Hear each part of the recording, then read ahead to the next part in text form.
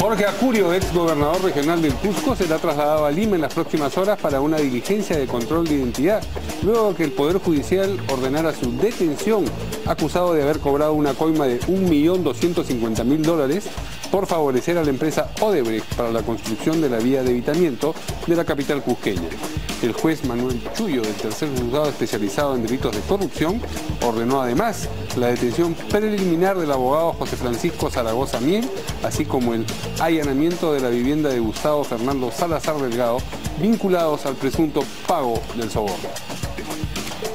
Verónica Mendoza calificó de absurdo, arbitrario y antidemocrático el requisito de 750.000 firmas para la creación de un partido político y pidió su eliminación al pronunciarse sobre la reforma electoral.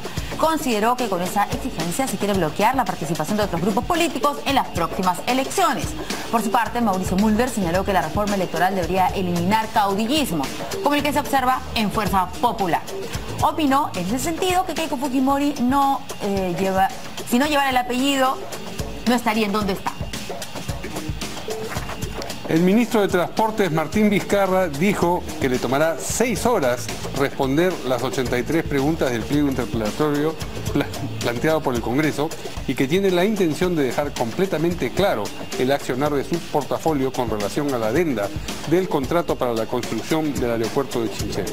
Por su parte, el presidente de la CONFIEP, Roque Benavides, señaló que el Congreso debe tener cuidado en censurar ministros por temas políticos, lo que mereció una respuesta de la presidenta del Congreso, Luz Salgado, quien señaló que en el Poder Legislativo no pueden dejar de realizar su labor fiscalizadora. El parlamentario Octavio Salazar pidió al Ministerio de Educación tomar en cuenta las modificaciones del Código Penal para sancionar la apología al terrorismo cuando sean aprobadas por el Congreso. Salazar precisó que esto debe ser tomado en cuenta en los textos escolares y demandó que las ministras de Educación y Justicia alcancen las normas a los colegios para que les den la debida publicidad. Y para estar informado las 24 horas del día, usted ya sabe que tiene que seguirnos en nuestra página web www.canaln.pe.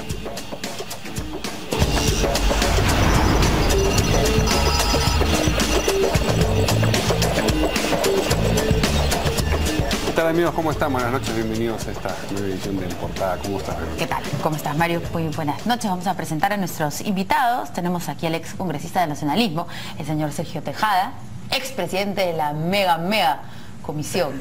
¿Qué tal? ¿Cómo está? No nos visitaba hace tiempo. Hace algún tiempo, claro. ¿no? Sí. Pero acá siempre los amigos apristas lo recuerdan. Está bien, que no se olvide. Sí.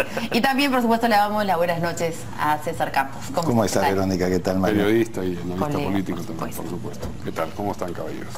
Pues bien, la noticia del día creo que es lo que ha ocurrido en torno a esta coima que habría cobrado el ex gobernador regional del Cusco, Jorge Acurio, de $1.250.000.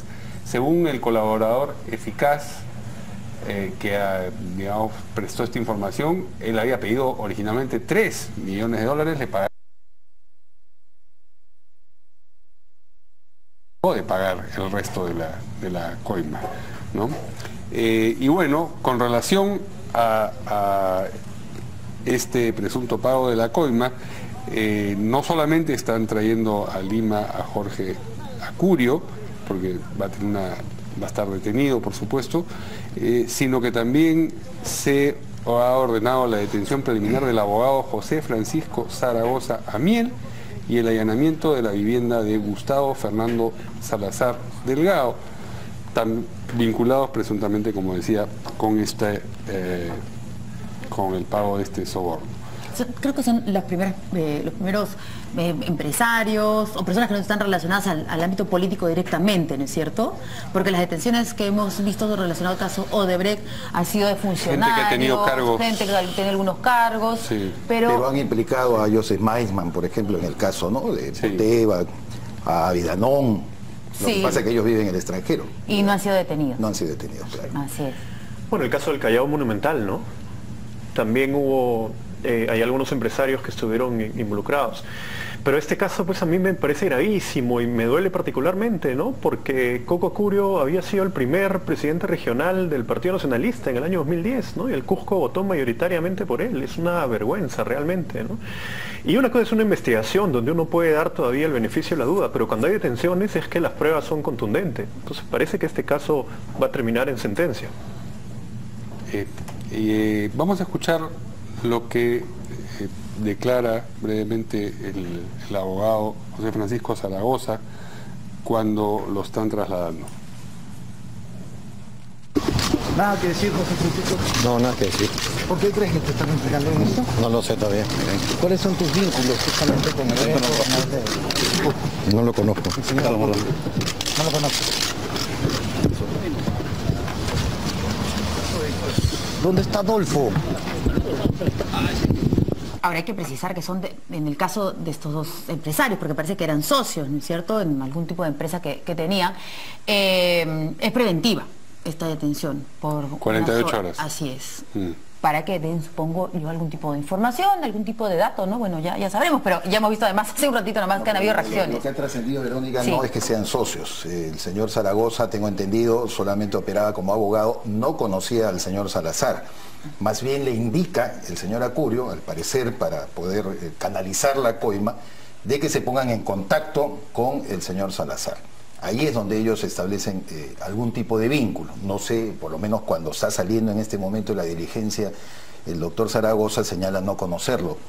Creo que alude a... No sé a quién alude. Parece que aludiera a Salazar. Porque en el informe que presentó la unidad de investigación de parece que ellos han tenido poco contacto Noticias, y han sido operativos. Había algún tipo de vínculo... O Acurio puede decir que no lo conoce, ¿no? Sí, pero había entre ellos dos algún tipo de vínculo. Es la investigación. Porque había como una triangulación, ¿no? Había una empresa que se creaba y había un abogado que tenía que ver que esa empresa y Odebrecht establezcan contactos para el pago de las coimas. El pago se hizo a través de una offshore en Andorra. Eso ya es como que... Desde suyo, Andorra. Como una plantilla es, ¿no? Sí. Una plantilla que se hace varios todo en Andorra, igualito, ¿no? Igual el Metro de Lima. Bueno, hay que levantar, creo yo, y destacar, me parece muy importante, el hecho de que al nacionalista Jorge Acurio le hayan procedido a hacer una investigación bastante detallada. Porque en la medida que hay mucha presión mediática y mucha presión, además popular, y creo que con justa razón para que estos casos se resuelvan rápidamente, la verdad que si uno se pone a leer el comunicado de cuándo activan la diligencia, esta tiene fecha 9 de mayo, es decir, hace más de una semana, para que procedan a la detención de tanto de Jorge Acurio como del señor Zaragoza. Esto quiere decir que se han dado su tiempo, primero, ¿no es cierto?, para organizar bien el operativo. Y creo que habla muy bien, y vuelvo a insistir, como lo he dicho ya en anteriores oportunidades aquí, del buen trabajo que está haciendo el Ministerio Público. Más allá de los palos que recibe, donde están los peces gordos, los peces grandes, las orcas, las ballenas, las anchovetas, en realidad todo en un proceso de investigación fiscal tiene que estar determinado y acorde a las normas. Eso es lo que yo creo que hay que insistir. Mucha gente, estoy completamente convencido y persuadido, que quiere ver pues ya rápidamente la cárcel a todos los que presumimos y creemos y queremos, porque hay que mezclar ahí a veces voluntades y criterios jurídicos que estén en la cárcel, ¿no? Pero creo que esto nos demuestra el buen trabajo y creo que es necesario siempre resaltarlo. Yo creo que aquí hay muchas precisiones que han alcanzado el equipo de Hamilton Castro para poder determinar estos vínculos. Podrá decir el doctor Zaragoza no lo conozco, Salazar podrá decir no sé por qué me están allanando, no una, sino 4 viviendas, 4 inmuebles, pero al fin y al cabo, al parecer, sí han triangulado y han hecho algún tipo de convenio para canalizar esa coima. Sí, bueno, efectivamente lo que se ve hasta ahora es que las detenciones que se han producido han sido cuando se ha tenido un caso ya bastante cerrado, ¿no? Con pruebas fehacientes. O evidencias quizás, ¿no? Bastante claras. Evidencias bastante claras, ¿no? No ha habido ningún caso arbitrario, a mi juicio. Ahora, el fiscal Castro está haciendo un buen trabajo, sí. Él sabrá qué temas prioriza, por dónde avanza. Me imagino que priorizará aquellos temas donde tiene mayor documentación, mayores pruebas, ¿no? Pero sí me parece que ha tenido una buena actuación y estas detenciones muestran avances. Incluso antes se decía que el Perú estaba rezagado en las investigaciones y ahora ya más bien se dice que está avanzando bien. Tanto el estudio al que pertenece el abogado José Francisco Zaragoza como la empresa para la que trabajó Gustavo Fernando Salazar han emitido pronunciamientos, Sí. digamos, precisando la responsabilidad que no les cabe en este asunto. Vamos a compartir con ustedes parte de esos pronunciamientos. Pero tenemos aquí a la positiva y dice postura oficial, porque claro, en los informes que hablan del señor Gustavo Salazar se menciona que él fue gerente de esta empresa y dice, respecto a la mención que han realizado sobre la positiva Seguros y Reaseguros debido al vínculo laboral que existió con el señor Gustavo Salazar Delgado, la empresa desea informar lo siguiente: la positiva Seguros niega rotundamente cualquier vinculación con los supuestos actos de corrupción que se han venido informando en los medios de comunicación. El señor Gustavo Salazar no es trabajador de la positiva Seguros y Reaseguros desde hace casi un año. Esto fue informado oportunamente a las autoridades respectivas y al mercado. Las autoridades respectivas, o sea que ha habido unas investigaciones seguro desde hace algún tiempo. No, debe ser las autoridades que regulan las compañías de seguros, ese tipo, porque son, es información que tienen que transmitir cuando se produce un cambio de esa naturaleza. Los actos en materia de investigación aludidos no involucran a nuestra empresa ni han sido efectuados en su representación. Bueno, creo que eso ha sido, en ningún momento nadie ha mencionado al respecto, pero por si acaso ellos están se menciona como parte del currículum de esta persona que tuvo esta función. Para ver qué tipo de persona estamos hablando, Tenemos ¿no es cierto? también el comunicado, el pronunciamiento de Rebasa, Alcázar y de las Casas, que es el nombre del estudio al que pertenece. Aún, ¿no? Creo que es socio, sí. ¿no es cierto? Rebasa, Alcázar y de las Casas informa que el día de hoy se ha realizado una diligencia preliminar de la Fiscalía en relación a unos supuestos actos de corrupción que implican al expresidente del Gobierno Regional del Cusco, Jorge Acurio Tito, quien según la Fiscalía habría utilizado a la empresa Wirsel S.A. para recibir pagos indebidos de la empresa Odebrecht. Sobre estas circunstancias queremos dejar constancia de lo siguiente. Dicha diligencia incluye a un socio de nuestra firma, José Francisco Zaragoza, un acento final, por servicios prestados a la empresa Wirsel S.A., que es investigada por la Fiscalía en estas diligencias. Estos servicios no están relacionados, dice, con ningún tipo de asesoría legal de la firma al grupo Odebrecht. Entonces, como decir, nosotros no sabíamos. O sea, el bufete de abogados sí asesoró a Wirsel, pero no a Odebrecht. Okay. No, en ningún momento nuestra firma ha tenido conocimiento sobre acto de corrupción alguno. El estudio está trabajando en esclarecer lo ocurrido en este asunto con Wirsel S.A. y colaborando plenamente con todas las investigaciones de la Fiscalía. Las investigaciones no afectan en absoluto al resto de las actividades para con nuestros clientes. Rebasa, Alcázar y de las Casas lamenta esta situación y reafirma su compromiso con los clientes, etcétera, etcétera. Eso es. Pero seguramente algo la va a afectar. No, en el aspecto reputacional yo creo que siempre las instituciones quedan muy afectadas. Ha hecho bien la positiva en emitir este comunicado, como el estudio Rebasa, Alcázar de las Casas, que en verdad es bastante prestigioso, tiene una presencia en el mercado además muy acreditada, y conocemos, creo muchos, Mario, a algunos de sus integrantes que de verdad valdría la pena que ojalá salgan indemnes de toda esta situación, pero evidentemente en la parte reputacional creo que va a ser muy difícil que puedan levantar. Lamentablemente es una ola, como se ha dicho, ¿no? Lo del Lavallato, que invade y daña, aunque sea por algunas personas, instituciones, partidos políticos, grupos, a todos. Lamentablemente es así. Sergio Tejada quizás nos puede contar si es que existía alguna cercanía especial entre Jorge Acurio y Nadine Heredia o Ollanta Humala, en la medida que todos pertenecían al Partido Nacionalista. Bueno, con ellos sí, ¿no? Cuando se dieron las elecciones del año 2010, recuerdo, Ollanta Humala y Nadine Heredia no querían participar en las regionales y municipales, ¿no? Ellos querían apuntar a la presidencial y hubo presión en algunas regiones para que vayan candidatos nacionalistas.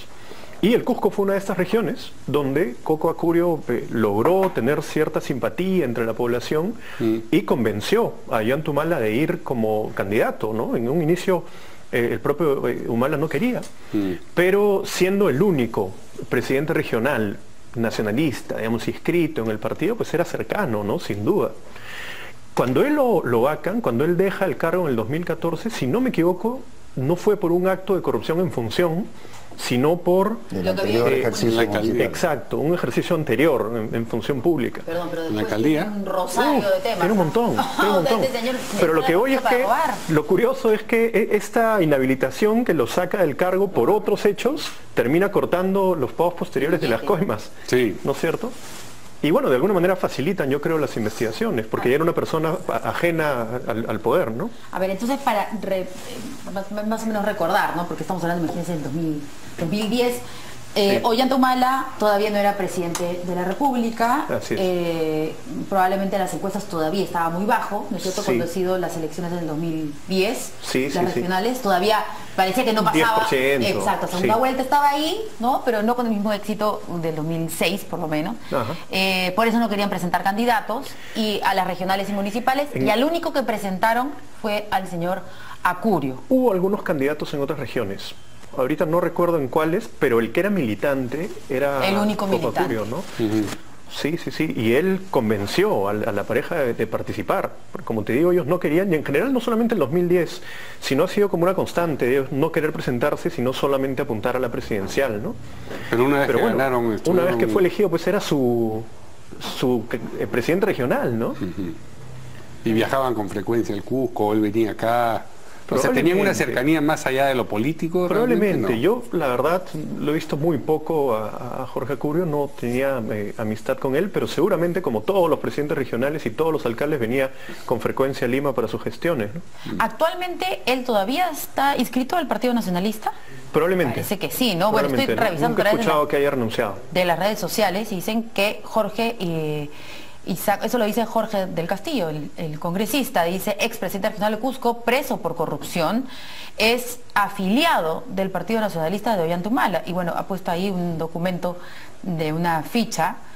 No sabemos si de repente habrá presentado algún tipo de renuncia o Él no. postula con una alianza el año 2010, que es del Partido Nacionalista, y le ponen Gana Cusco Nacionalista, una cosa así, pero le agregan la palabra nacionalista para hacer presente lo de Gana era Gran Alianza Nacionalista. Gran Alianza Nacionalista. Entonces, pero Acurio está inscrito desde el año 2006, 4 de enero, he revisado su ficha.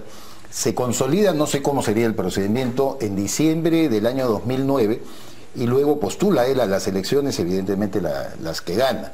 Pero sus problemas vinieron, y eso también Verónica probablemente lo pueda leer ahí en los antecedentes, cuando fue alcalde del distrito de San Sebastián. Ahí recibió las primeras acusaciones.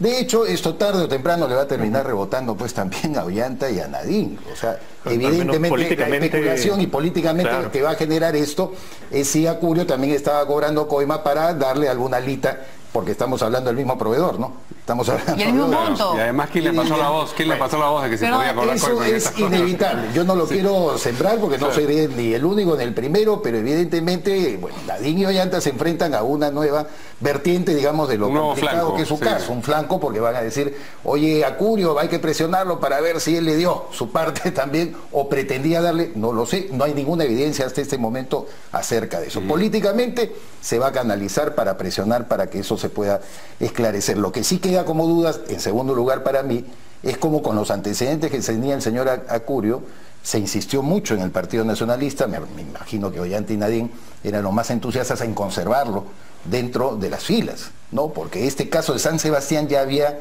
venido de denuncia desde el año 2007, y él está registrado en el partido del año 2006. Entonces, de hecho, aquí hay mucho que escarbar probablemente para determinar otro tipo de implicancias, ¿no?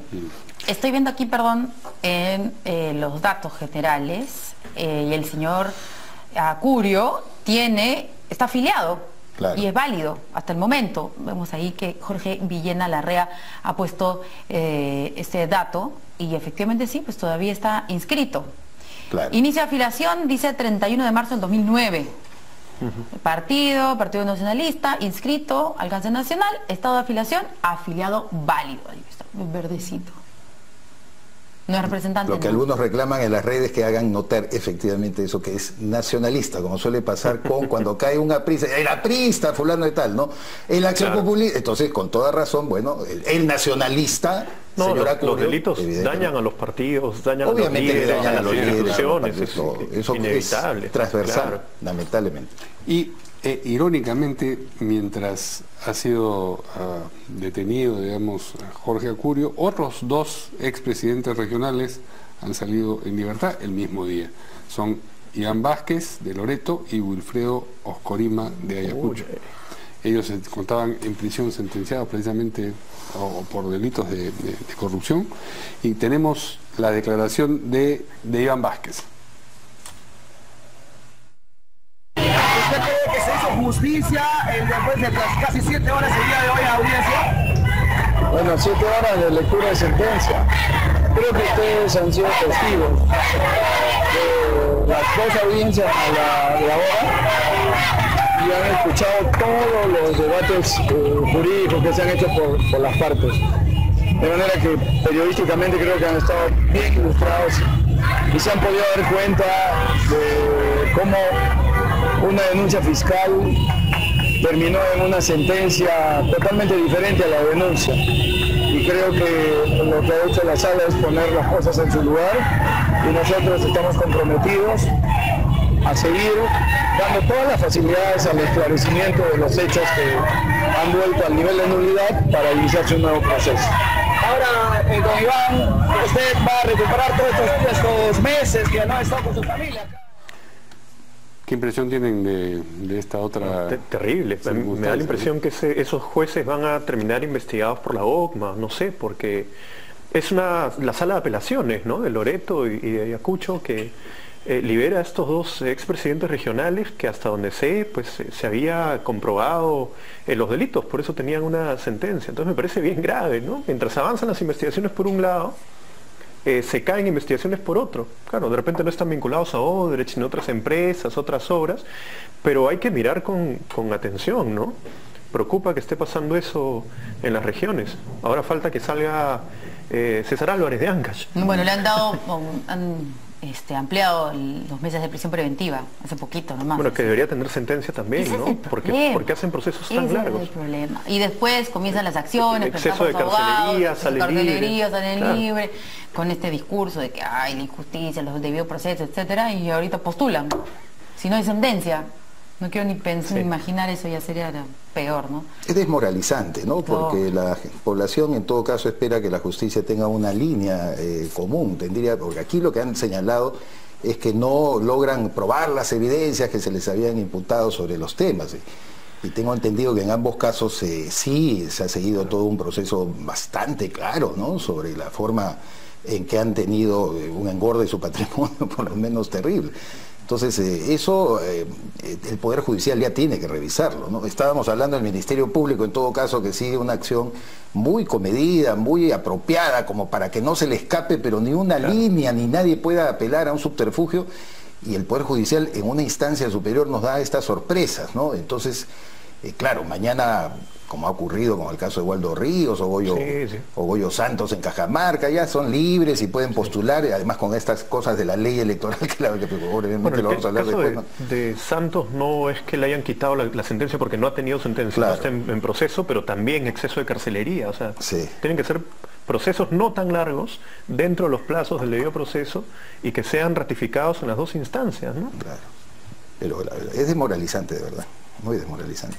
Claro, por un lado, yo creo que es como que se está avanzando en las investigaciones, pero por el otro es, o sea, el pueblo cusqueño, ¿cómo se siente? Luego de haber apostado por este señor, ¿no es cierto? Y que era además, como dices, la ilusión, ¿no es cierto?, en el 2010 y acuérdate que el Cusco votó masivamente por Ollantumala el 2006 y el 2011, ¿no? Había mucha expectativa. Claro, cierres de campaña fueron ahí. Claro, desde que salió el 2014, ya en el Cusco la gente hablaba mal de Acurio. Digamos, la gente decía, no, la corrupción, o sea, digamos que no es mucha sorpresa, pero no deja de doler, ¿no?, de generar indignación. Ahora, sí sorprende también que estos 2 abogados hayan sido detenidos, aunque preventivamente, digo yo, y anoto que es la primera detención de 2 abogados relacionados a estos temas. Salazar no es abogado. Él es el gerente de la Positiva, ¿no es cierto? Bueno, no, es intermediario, pero tengo entendido que tiene otro digamos, personas alejados de la política, ¿no es cierto? Detenidas, sí, pues, ¿no? Porque tenemos al señor de la región Callao. Hasta donde sea Salazar tampoco lo han detenido, solamente lo han detenido a Zaragoza. No, han allanado la vivienda. No, ni siquiera una, según he leído, es que hay mucha información cruzada. 4 viviendas o 4 inmuebles que eran de su propiedad, para hurgar y encontrarle probablemente algunas cosas, ¿no? En todo caso, él no tenía orden de detención preventiva, solamente la orden, como se ha dado lectura, era de allanamiento a los inmuebles. Más bien en el caso de Zaragoza sí, e incluso su indumentaria, si lo hemos visto, evidencia de que lo han agarrado de sorpresa, pues está en short y ¿no? Entonces de hecho ha sido un operativo bien rápido, ¿no? Veloz. Y bueno, pues muchas cosas tendrán que decir, ¿no? No solamente él, me imagino, sino otras personas que han articulado a veces ¿no? los vínculos de estas empresas que están involucradas en el tema de Lavallato con otros funcionarios, ¿no? Sí, bueno, parece que es el inicio nomás, estaremos atentos y seguir confiando en nuestro Ministerio Público. Dicen que a partir de junio, ¿no? Creo que sea de junio el mes, pero a partir de ahí, todos atentos. Bien. Vamos ahora a una pausa y regresamos con las declaraciones de Verónica Mendoza sobre las opiniones que tiene ella respecto al requisito de 750.000 firmas para registrar y formar un partido político.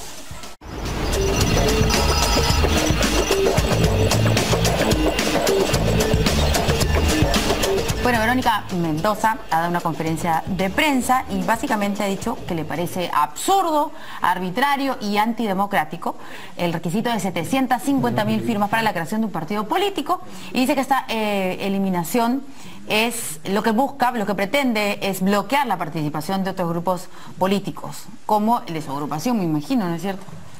Hasta buscando firmas. Está en firmas. Y de repente piensa que no le alcanza el tiempo. Bueno, vamos a escuchar qué es lo que dijo exactamente Verónica Mendoza. No más partidos cascarón ni partidos franquicias. No queremos partidos que solamente se activan en campaña electoral para vender cupos al mejor postor. Queremos partidos vivos, con participación permanente, que escuchan a la gente y se dedican a resolver sus problemas. Por eso planteamos que se elimine la exigencia de presentar 750.000 firmas para inscribir un partido político. Es un abuso que los partidos que hoy tienen registro legal y que quieren cerrar la participación a nuevas opciones, ellos se hayan inscrito con un poquito más de 100.000 firmas y a nosotros nos estén exigiendo cerca de 750.000. Eso es un bloqueo electoral. Eso no es... Lo que no queda claro es si lo que pide es que bajen el número de firmas o que eliminen el requisito, porque en ningún momento dice no deberían ser 750.000, sino, no sé, 400, ¿no? Porque así da la impresión de... he tratado de cumplir con las reglas, no he podido, así que a ver si me las... No, pero hay una cosa, el cambio de reglas no le afectaría a ella directamente porque la ley no es retroactiva, ¿no? Ella corre sus firmas con la ley vigente en el momento en que adquirió el kit. Pero sí coincido con ella, estas restricciones a la participación son bien peligrosas y bien antidemocráticas. Veamos la legislación comparada, que te pidan 750.000 firmas con el costo que eso supone, y además cuando te hacen la revisión, la depuración de firmas, el siguiente lote te cuesta creo que 80 céntimos la firma, o sea, tienes que tener millones de dólares para escribir un partido. ¿Cuántas firmas sería razonable? Mira, incluso podría ser no firmas, sino garantizar bases existentes, reales, en las provincias, en un número determinado de provincias del país. Ese sistema de firmas, hasta donde yo sé, no es predominante en otros países. O número de militantes incluso. Número de militantes, número de bases, vida política. Pero si militan, conseguir la firma es más fácil que la militancia, digamos. Pero sí podrías garantizar un número de bases a nivel nacional, que sean partidos que existen realmente, que tienen vida, que tienen actividad, ¿no? Porque estos intentos de modificación parece que estuvieran cerrando la participación a otros grupos políticos y que quieren quedarse 4 o 5 para ellos, y eso va a generar a la larga problemas, ¿no? Va a estallar por algún lado el descontento. Hay que decir que este pronunciamiento no es que se da de pronto, sino que se da con ocasión de la reforma electoral que están tratando de sacar adelante la Comisión de Constitución, y el hecho de que la subcomisión presentara ese informe, me imagino que eso es lo que ha determinado que salga ella y el Nuevo Perú, me imagino que habrá hablado a nombre de su organización, a pronunciarse, ¿no? Ahora, ha habido incluso en la Comisión de Constitución un pequeño problema, digamos, ¿no es cierto? Porque la congresista Donaire, que era la que estaba a cargo de este subgrupo, presenta este informe, ¿no es cierto?, de todo que es el final de todo un informe de varios meses, y de pronto ahí en la comisión había un poco como que ya... ¿no? Quería que fuese el predictamen, quería además un cronograma, quería que, no sé, en 10 sesiones se aprobara. Que no que quiero, propongo este cronograma, ¿no? Eso es lo que dijo, porque el congresista Becerril decía eso, porque usted no puede decirnos en qué tiempo vamos a ver esto, dentro ¿no? del mismo Fuerza Popular, claro, se vio que salió el señor pelea. Lescano a defenderla, entonces, en ese contexto, es que bueno, de repente la señora Mendoza se ha adelantado ahí un poquito. ¿Qué dice César Empezando Campos por lo sobre último, yo creo que Patricia Donaire tiene toda la razón, ¿no?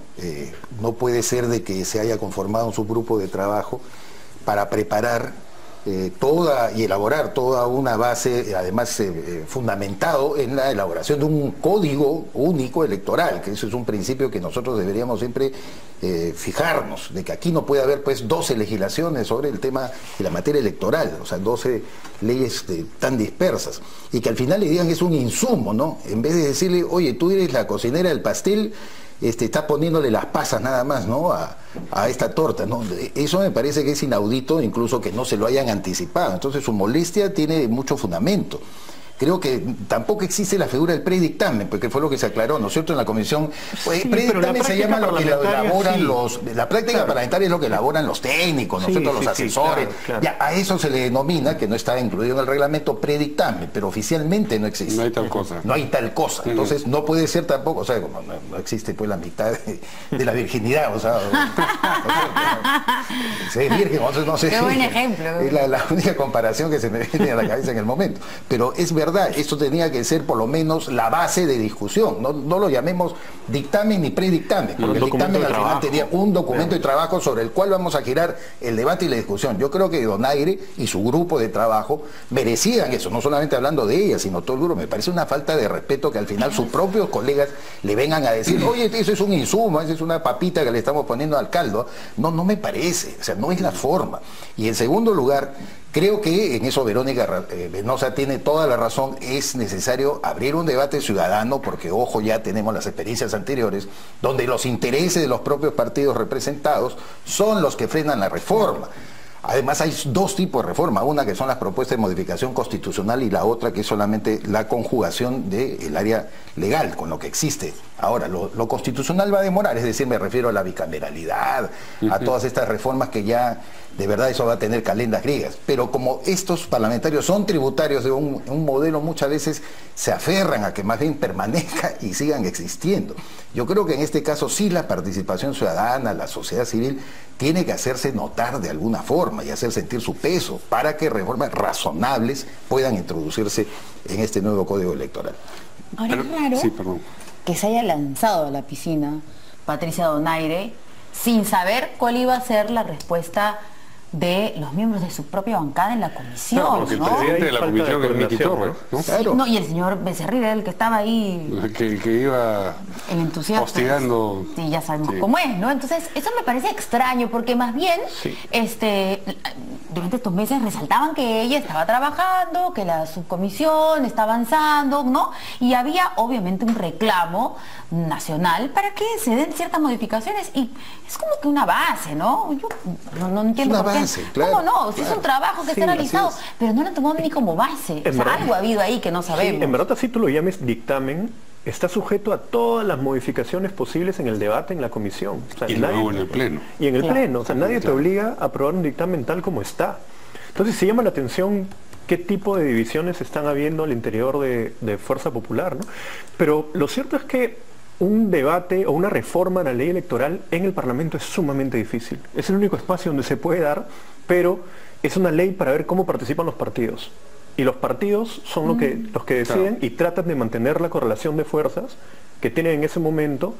Excluir de la competencia. Excluir de la competencia a otros, ¿no? Entonces siempre va a ser un problema, una reforma electoral. Sí. De hecho, cuando se estaba viendo una de las cosas que se iba a plantear ese grupo por el tema de las firmas, muchos especialistas entendidos en los temas electorales dicen lo que acaba de mencionar el congresista, ¿no? Que por gusto hacen lo de la firma, porque igual las firmas son pura mentira. A alguien cuando le dicen, señor, ¿quiere firmar? Ya, bueno, además te regalan algo, entonces firmas, ¿no? Entonces, sí, ¿qué clase de valor tiene esa firma, el procedimiento democrático? Ahora, hay quienes pensamos que en realidad la premisa de la cual partimos, que la mayor democracia se da porque hay más participación, entre comillas, de partidos, es lo mejor para el sistema democrático. En el evento del día de ayer se invitó a un representante colombiano que ha trabajado fuertemente el tema de la reforma electoral en su país. y él criticó cómo en el año 1992 se acabó con un principio que era un acuerdo político, por supuesto, ¿no?, entre los conservadores y liberales colombianos, de ser un esquema más o menos bipartidista, con presencia de otras pequeñas agrupaciones o grandes que podían surgir, incluso de izquierda, algo más radical, o de derecha. Pero cuando ya tú atomizas la posibilidad de que esto se convierta en que haya 12, 14 movimientos, como se ha visto, 18 candidatos, recuerdan ustedes que hubo inscritos para las elecciones del año 2016. Eso es una barbaridad. ¿Cómo cerramos evidentemente las puertas a que eso exista sin anular la necesaria representatividad? Oye, yo he participado como periodista hoy en las elecciones de Angela Merkel en Alemania, me fui a ver la de Bill Clinton cuando trabajaba en la revista Oiga el año 92. Los partidos políticos en estas sociedades son pues maquinarias distintas, ¿no?, de formación, ¿no? Eso que tú ves, oye, quiero ir a una provincia donde está la base del Partido Demócrata, eso no existe. El activismo se da en el nivel de representación que conjuga además su identidad con la representación de las organizaciones de base que ellos llaman, ¿no?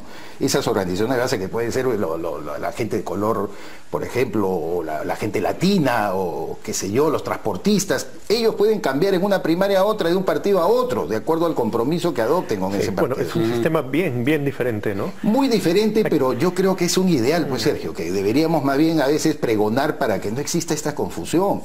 ¿Es más democracia tener más partidos?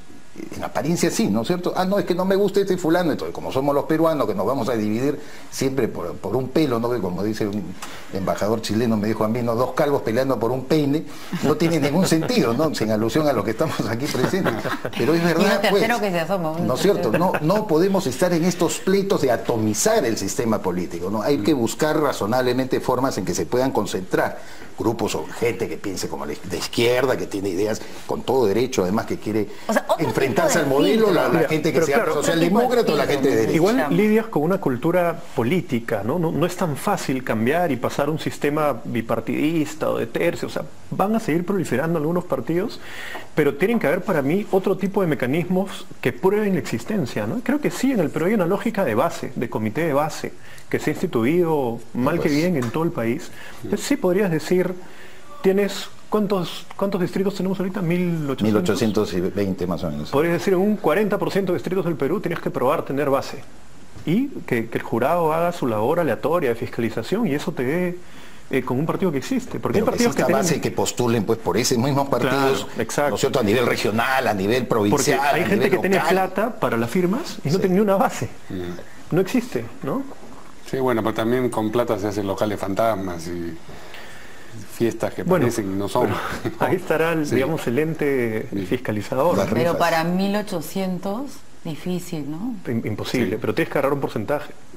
Ahora, Verónica Mendoza no ha sido la única que ha hecho comentarios políticos, observaciones políticas derivadas de la reforma electoral o de la propuesta de reforma electoral. Mauricio Mulder también ha tenido algo que decir acerca del fujimorismo que ha causado escosor. Vamos a escucharlo.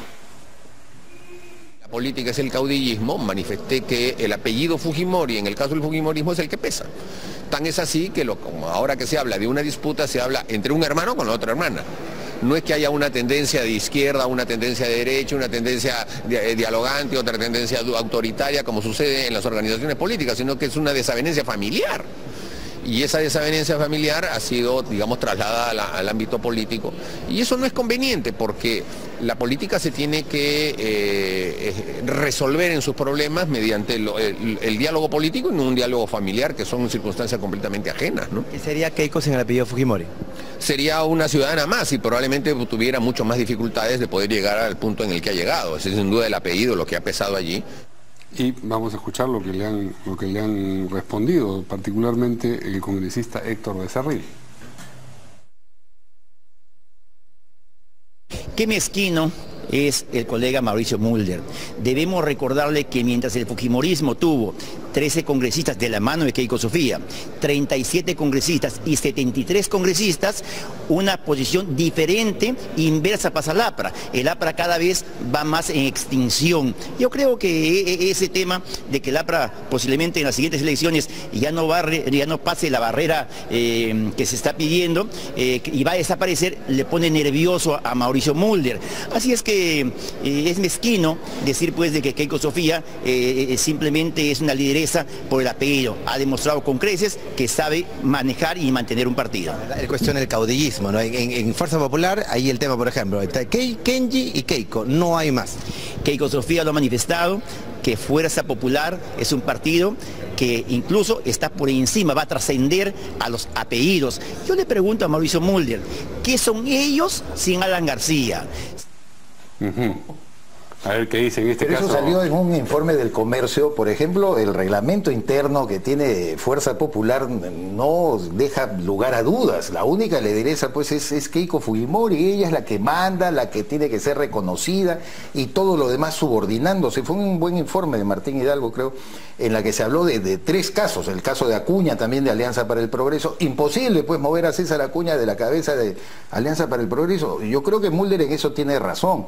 No hay cotas, digamos, de lucha por democratizar internamente algunos partidos, y en el caso cuando le sacan en cara lo del caso del APRA, valgan verdades, también viene a ser eso, ¿no? La influencia de Alan dentro del movimiento interno y la resistencia que está teniendo, es obvio, como consecuencia del último resultado electoral, es bastante grande. O sea, hay mucha gente que le puede reconocer su liderazgo, la función que cumplió, muy bien, lo llevaste 2 veces al gobierno, pero maestro, ya tu estrella, como él mismo lo ha reconocido, se está apagando. Hay que procurar una renovación, y una renovación que vendría bien de la mano si es que se alienta presencia de gente más joven, y sobre todo retomar el debate de las ideas. Es algo que con Carlos Tapia alguna vez dijimos acá. Lo que pasa es que los partidos se dispersan porque ya no se discute ideas. No, esas son utopías, pues no. La ideología ya no existe, hay que ser práctico y pragmático. Y eso yo creo que le hace daño. Los partidos tienen que tener una visión de vida, una visión de sociedad, una visión de país, una visión social, una propuesta de desarrollo en función precisamente a ese mundo ideal que nosotros nos trazamos. Yo por lo menos me formé así políticamente y creo que es la mejor manera como sobrellevo también mi perspectiva de las cosas. Eso no significa fanatizarse, no reconocer los errores, las metidas de pata y los problemas que hay, pero yo creo que a eso hay que apuntar un poco, a que los partidos reflejen realmente ideas, una idea de nación. ¿Y en qué idea política está el señor Tejada? ¿Va a postular a algo? No, el 18 izquierda, para nada. Mendoza. Pero siempre apoyando la unidad en la izquierda, ¿no? Y la fuerza progresista. Sí, esa es la pregunta. Mira, yo me perdí la noticia. Nos pueden decir en la izquierda que nos paramos dividiendo, pero también en la izquierda paramos buscando espacios de unidad, y ahora estamos construyendo un espacio de unidad para Lima, en un movimiento que se llama Avanza Lima. Pero bueno, sin salirme mucho... No, por favor, cuéntenos, ¿quiénes están en Avanza Lima? Está Gustavo Berra García, Marité Bustamante, Hernán Núñez, varias personas. O sea, los ex Susana Villarán.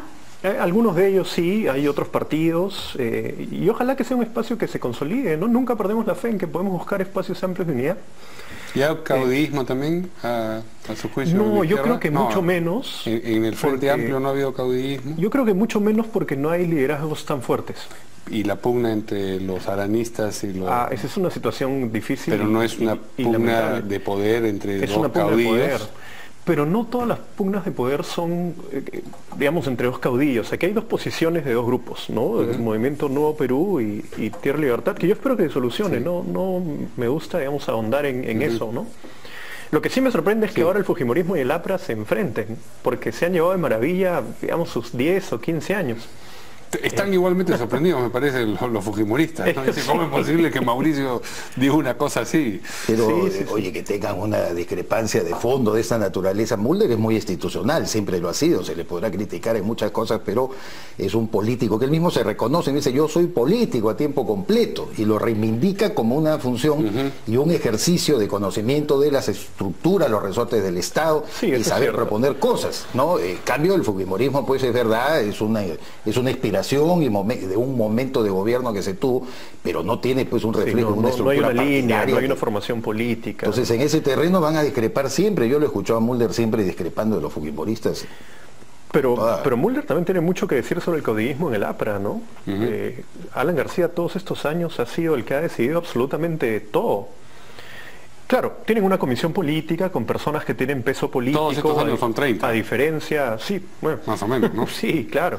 Pero, y esta salida de García es difícil, ¿eh? Mulder ha recordado, bueno, en las épocas de Fujimori hubo 2 candidatos a la presidencia apristas como fueron Abel Salinas, y fue también, anteriormente el año 95 lo fue Mercedes Cabanillas. El fujimorismo podría Cabanillas. decirle que también han tenido otros candidatos, ¿no? Cuando estuvo Marta Chávez. Sí, verdad. En fin. Sí. En los dos partidos hay algunos problemas de caudillismo, ¿no? Pero creo que también hay una pugna para ver Torre quién cerra quién. ¿no? Claro. ¿Verdad? Pues, o sea, Acción Popular era Fernando Belaúnde. A lo que yo voy más bien es que la democracia interna debe ser más dable para que la juventud, sobre todo sectores nuevos, cuando alguien sepa que, oye, ya terminó mi ciclo acá, mira, en el caso mexicano se podrá criticar mucho al PRI, pero el sufragio efectivo y no reelección, que fue el principio de la revolución, ¿no? Contra Porfirio Díaz, es un concepto en sí político muy poderoso, ¿no? Es decir, si tú eres elegido en México, concejal ya no puedes volver a hacerlo, si has sido alcalde ya no puedes volver a hacerlo, y si eres parlamentario no hay reelección. Entonces aquí las reelecciones permanentes y el entornillamiento en ciertos cargos es lo que produce desazón, yo creo, también a la mayoría de ciudadanos. No puede gustar una figura política, pero déjala crecer, ¿no es cierto? Y con eso, con ese crecimiento, dejas y permites que otras personas vayan ocupando también unas funciones, digamos, menores para apuntar a las mayores. Una consulta, eso de Avanza Lima es algo absolutamente nuevo. ¿No tiene nada que ver con Avanza Perú? No, es nuevo. De Antauro Humala, ¿no es cierto? Sí, no, nada que ver. Está la mayoría de partidos de izquierda, estamos recolectando firmas. Que se necesitan menos, ¿no? Sí, se necesitan menos para el caso de Lima, pero también estamos en alianza con algunos partidos que tienen inscripción. La idea es sumar fuerzas, convocar a todos los ciudadanos. Cuéntenos, pues, ¿quiénes? Ajá. Cuéntenos, adelántenos. No, las personas que te he comentado, personas con experiencia en gestión municipal, básicamente, ¿no? Yo no tengo experiencia en ese ámbito de apoyo, digamos, como ciudadano. Okay. ¿Y nadie del Ejecutivo? No, hasta donde recuerdo. No vamos a ver como candidato a usted. No, para nada. No municipalmente, pero más adelante. Ya veremos qué pasa más adelante. Su agenda. Bien, vamos a una pausa y regresamos con lo que ha declarado el ministro de Transportes, Martín Vizcarra, sobre lo que le espera mañana. Volvemos.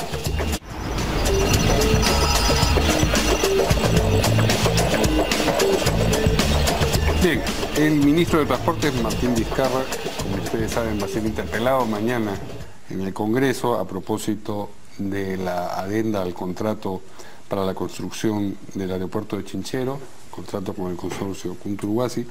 Ha calculado que le va a tomar 6 horas responder las 83 preguntas del pliego. Está papaya, sí.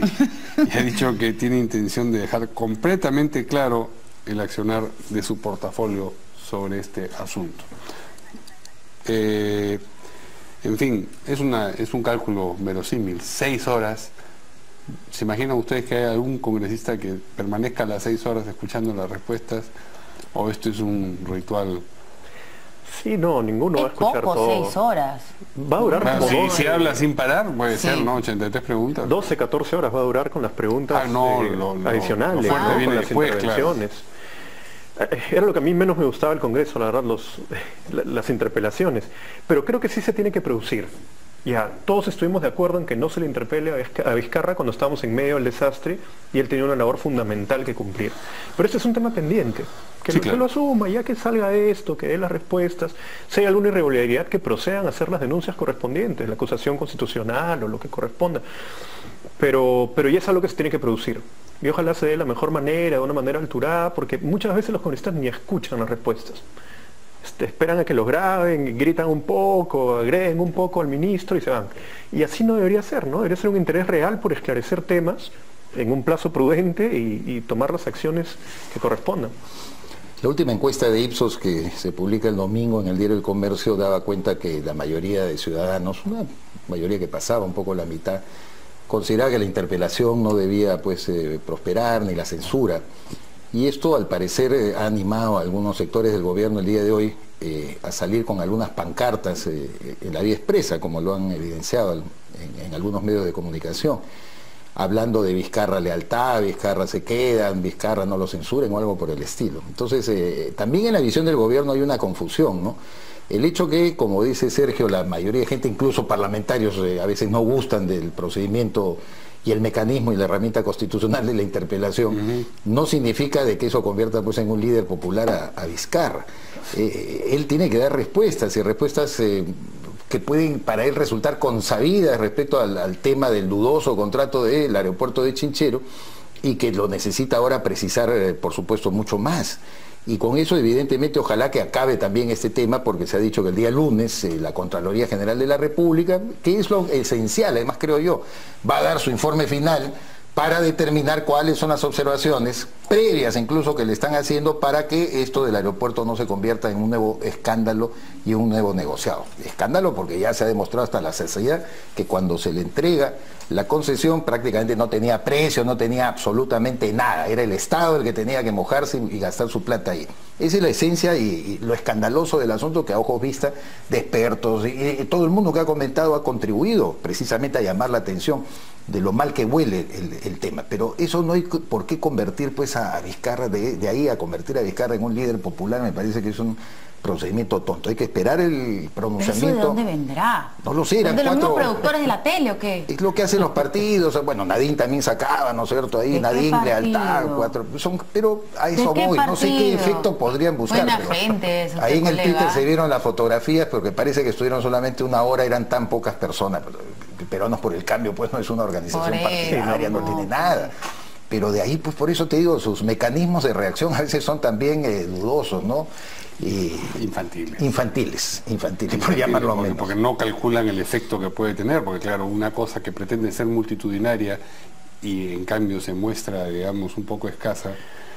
Claro, además no es un acoso contra una persona, digamos, muy querida, no muy popular, digamos. Es un procedimiento constitucional del Parlamento, tiene que responder, digamos.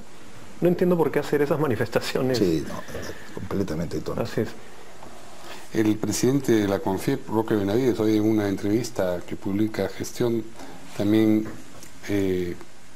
dijo que el Congreso debiera tener cuidado en censurar ministros, y le ha respondido la presidenta del Congreso, Luz Salgado, diciendo que el Congreso pues no puede dejar de realizar su labor fiscalizadora. Pero en realidad son discusiones un poco en el aire, mientras que no ocurra algo que haga pensar que de la interpelación van a pasar a algo más, ¿no? Efectivamente, nadie ha anunciado, y los propios fujimoristas han cuidado de decir de que no están pensando. Escuché a... Más hostiles se han manifestado frente a María Asamblea que frente a Vizcarra. María Rosa Bertres, ¿no? Y a Saavedra. No, bueno, eso ya eso es una hostilidad ya consumada. Claro. Pero en este caso no, y en todo, por eso, y yo insisto, hay que esperar el informe de la Contraloría el día lunes. Ojalá que el gobierno que le dé una respuesta positiva a estas observaciones, que imaginamos son de carácter técnico, las fechas encajan son muy previas, bien, ¿no? y las fechas encajan bien, exactamente. Entonces es lo mejor que lo puede ocurrir para que el proyecto continúe. Cusco quiere su aeropuerto, lo quiere. Que la mayoría de peruanos tenemos que aplaudir ese deseo de los cusqueños, perfecto, pero que lo hagan bien, nada más, lo único que se ha dicho, háganlo bien. Después, además de ver al expresidente regional del Cusco. Obvio, pues. ¿Cierto? ¿Cómo estarán los cusqueños? Claro.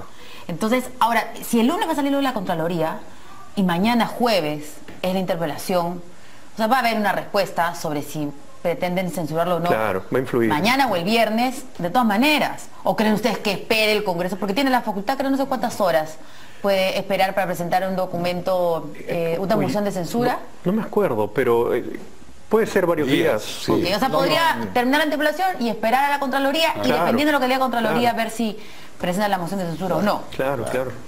Sería lo mejor, lo más sano, además para zanjar este tema. Sí. De verdad que agota también la fricción, ¿no? Permanente, siempre lo hemos dicho acá también, yo por lo menos formo parte de ese punto de vista, que no podemos extremar ni polarizar constantemente, porque ya sabemos, tenemos un gobierno débil, tenemos un presidente que se ocupa de los perritos, que ya tiene un programa de televisión que aumenta el riesgo de las barbaridades que pueda decir PPK. Aumenta el riesgo. Yo no estoy en desacuerdo, que yo he escrito que estoy a favor, de que tenga un programa. El presidente tiene todo el derecho de tener su programa, ¿por qué no? Porque acá todo se limita solamente a que tengamos en el sector particular o los opinólogos una tribuna. Creo que el presidente con todo derecho puede conversar en la medida que él lo hace, además lo ha cifrado a que no va a atacar a la oposición, no va a romper diarios como hace Rafael Correa en Ecuador o algo por el estilo, ¿no? En la medida que así sea, me parece muy bien, pero eso aumenta y para mí eleva mucho el riesgo de que el presidente pueda meter nuevamente la pata. En fin, ese es su problema. Pero creo que hay que comenzar a dedicarnos a ver el tema económico económico, por ejemplo, Sergio, todo, la economía está hecho un desastre. Sí, lo que ha escrito Roberto Abusada el día de ayer en El Comercio, lo que Juan Mendoza anoche en el programa de Christian Goodwalker los ha dicho. Es decir, oye, y nosotros creemos de que aquí el Titanic está avanzando sin ningún iceberg de por medio. Y la verdad que es terrible, terrible lo que se nos viene. Ahí es donde hay que concentrar un poco de atención y saber si las políticas económicas son las adecuadas o no. Si Alfredo Torne está actuando con responsabilidad o no, aferrado a los caprichos, como ya le vimos, como el tema del IGB. Eso creo que son los temas que deberíamos estar discutiendo y alimentando una especie de gobierno, digamos, controlado, fiscalizado, pero que nos permita hacer avanzar también el barco, ¿no? Antes de irnos mencionamos la cuarta noticia. Sí, bueno, el congresista Octavio Salazar le ha pedido al Ministerio de Educación tomar en cuenta las modificaciones que ya se han aprobado en la Comisión de Justicia, todavía no las ha aprobado en Pleno, para sancionar la apología al terrorismo. Entonces, el congresista ha precisado que se debe tomar en cuenta los textos escolares y ha demandado tanto la ministra de Educación como la de Justicia que se pueda llevar esos alcances a los colegios para que puedan ser publicados, ¿no?, en los textos de los menores. Pero bueno, eso todavía mañana no van a poder ver esto, ¿no? No sé si de repente primero vean estas cosas y luego la interpelación al ministro Vizcarra, no sé, bueno, pero por lo menos ustedes no sé, no tenemos casi tiempo, pero ¿han visto esas modificaciones que se han hecho al Código Penal sobre el tema de la apología al terrorismo? No sé, podrían decir en breves segundos si les parece que ya con esto ahora sí, no vamos a tener a los del Movadef dando vueltas por ahí. Tiene que ver con aumento de penas y de medios para hacer apología. En principio está bien, yo solo tengo dos observaciones. No necesariamente aumentar las penas te soluciona un tema. O sea, la gente que delinque, por decir, no está calculando si le van a poner 5, 7 u 8, ¿no? Está esperando que no lo descubran, digamos. Casi nunca aumentar las penas es preventivo. Y la otra observación es que se tiene que aplicar con mucho cuidado para que no haya persecución política o macartismo, o que si estuviste en una marcha se aparece algún loquito con su imagen y uno se para al costado de casualidad, terminas detenido, ¿no? Hay que manejarlo con mucho cuidado. Nos quedamos con la opinión de César Campos pendiente porque para una próxima oportunidad. Les agradecemos mucho su presencia de nuestros invitados y nos vamos hasta mañana en Importados.